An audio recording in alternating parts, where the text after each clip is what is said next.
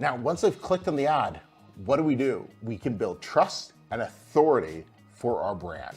And that's huge. They get to see your book in action, so to speak. You are now speaking directly to your reader. We are speaking directly to the person we want to buy the book via this video ad. It allows you to showcase your book in a unique way from anybody else on Amazon. You can sell your book the exact way you want through your video ad.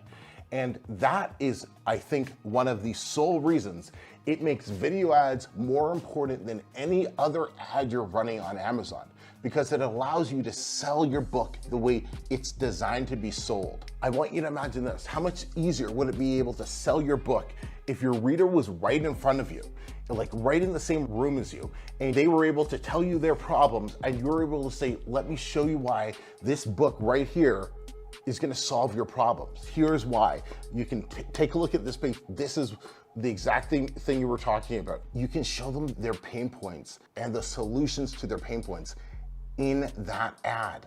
And that's why they work so well when you do this right. It allows you to show your book's features and benefits by flipping through it, by having somebody talk about it specifically to your reader. And few authors use them. There are so many people who are scared of video ads, or they're using them in the wrong way.